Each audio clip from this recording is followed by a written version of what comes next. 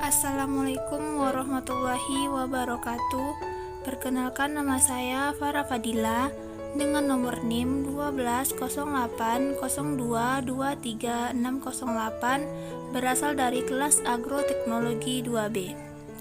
Dengan dosen pengampu Ibu Rita Elvianis SP MSc. Mata kuliah Genetika. Di sini saya ditugaskan untuk mempresentasikan tentang pembelahan meiosis. Meiosis. Teman-teman pasti pernah mendengar kata-kata meiosis atau belajar tentang meiosis, bukan? Baiklah, di sini saya akan menjelaskan kembali tentang meiosis. Meiosis merupakan pembelahan pada sel kelamin atau gamet yang sering disebut dengan pembelahan reduksi. Maksud dari pembelahan reduksi itu sendiri merupakan pembelahan sel induk diploid yang menghasilkan 4 sel anakan haploid. Tujuan pembelahan meiosis. Tujuan pembelahan meiosis adalah untuk pembentukan sel kelamin atau gametogenesis. Pembentukan sperma pada hewan jantan disebut spermatogenesis, sedangkan pembentukan ovum disebut oogenesis. Tahapan pembelahan meiosis terdiri atas dua, yang pertama itu meiosis 1 dan meiosis 2. Teman-teman dapat melihat contoh gambar dari meiosis 1 yang dimana terdiri dari profase 1, metafase 1, anafase 1, dan telofase 1. Meiosis 1 terdiri dari profase 1 yang dimana profase 1 ini terdiri dari leptoten, yang mana pada tahap ini benang-benang kromatin memendek dan menebal membentuk kromosom. Selanjutnya itu zigoten, yang dimana sentrosom membelah menjadi 2 sentriol. Tiap-tiap sentriol bergerak ke arah kutub yang berlawanan.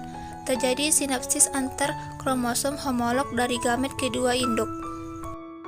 Selanjutnya yaitu pakiten, di mana tiap kromosom membelah diri atau duplikasi menjadi 2 kromatid, sehingga setiap kelompok sinapsis terdiri atas 4 kromatid atau tetrat.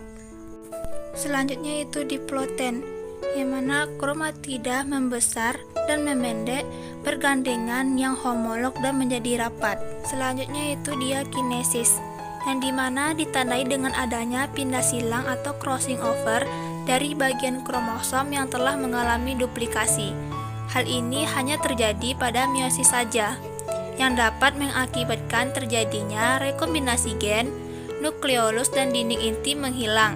Sentriol berpisah menuju kutub yang berlawanan, terbentuk seret gelendong di antara 2 kutub. Selanjutnya yaitu metafase 1. Pada tahap ini, tetrat menempatkan dirinya pada bidang ekuator. Membran inti sudah tidak tampak lagi dan sentromer terikat oleh spindal pembelahan. Sentromer diatur mengarah ke kutub-kutub sel yang bertentangan letaknya. Selanjutnya yaitu anafase 1. Pada tahap ini, spindal pembelahan memendek dan menarik belahan tetrat ke kutub sel berlawanan, sehingga kromosom homolog dipisahkan. Kromosom hasil crossing over yang bergerak ke kutub sel membawa materi genetik yang berbeda. Selanjutnya itu telofase 1. Pada tahap ini, membran sel membentuk sekat sehingga terbentuk 2 sel anak yang bersifat haploid.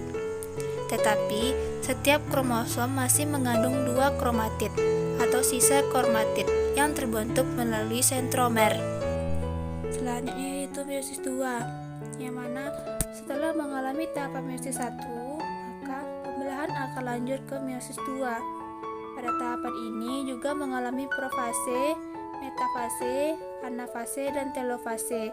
Namun, jumlah sel akhir yang dihasilkan adalah 4.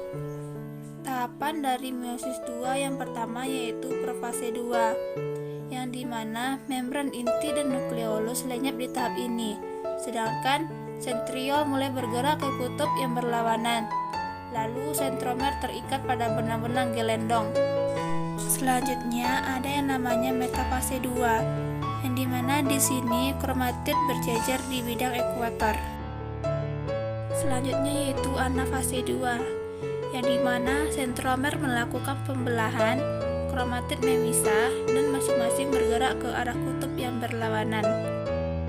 Tahapan terakhir dari meiosis 2 yaitu telofase 2, yang dimana membran inti dan nukleolus mulai terbentuk kembali. kromatid sudah berubah menjadi kromatin. Sitokinesis terjadi di tahap ini sehingga terbentuk 4 sel anakan haploid. Baiklah, sekian video penjelasan dari saya.